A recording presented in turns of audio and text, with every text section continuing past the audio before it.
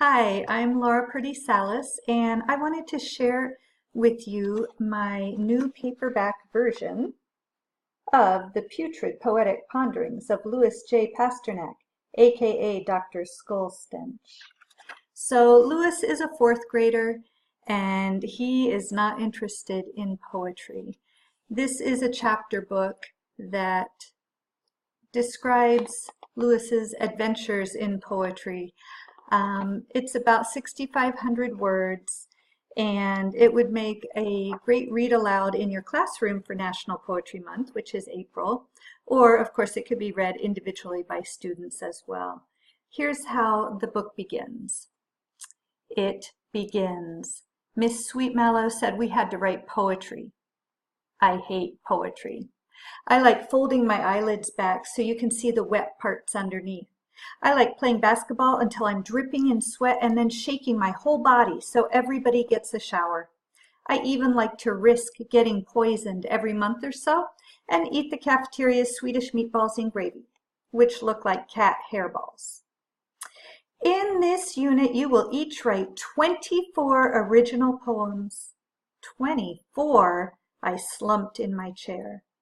When you create poems, you can embrace the beauty of language and feel the poem burn deep into your soul. I closed my eyes. When I opened them, Miss Sweetmallow was by my desk. And, she said, you can write them about anything you want. I sat up straighter. Anything? I asked. Yes, Louis, anything. Well, okay then. I was going to make Miss Sweetmallow very, very sorry she made us write poetry. And so the story goes on with Louis trying to gross out his teacher, Miss Sweetmallow, by writing disgusting poems. And for each poem, there is an assignment.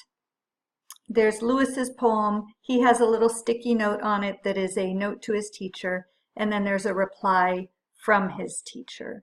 So I'm going to read you a sample spread here. This is a poetry assignment 3. Let me see how it looks.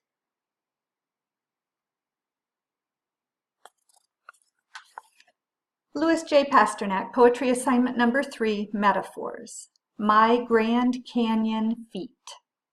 Under a magnifying glass, my feet form a desert.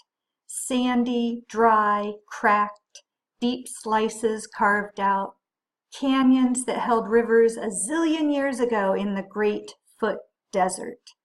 Only sweat trickles through canyons.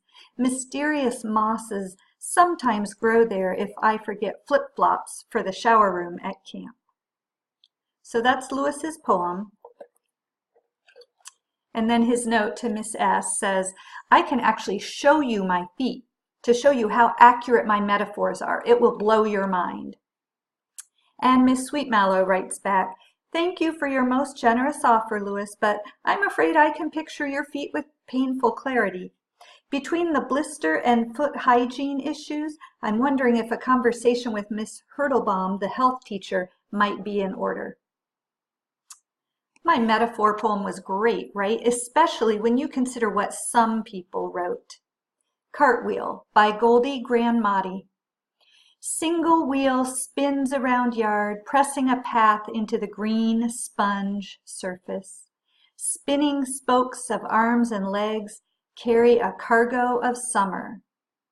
Huh? And Miss Sweetmallow loved that, even though there wasn't a single flower in it. I think Goldie might have been talking about grass somewhere in there, but I'm not even sure. It was a weird poem.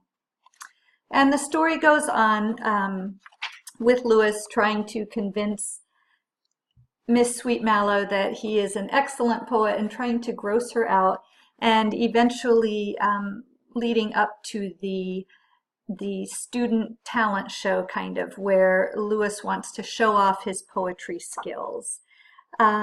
So it's a little bit funny, it's a lot gross, and I think it's really accessible for kids and teachers who are interested in good books but are maybe a little intimidated by the idea of what poetry is and what it means.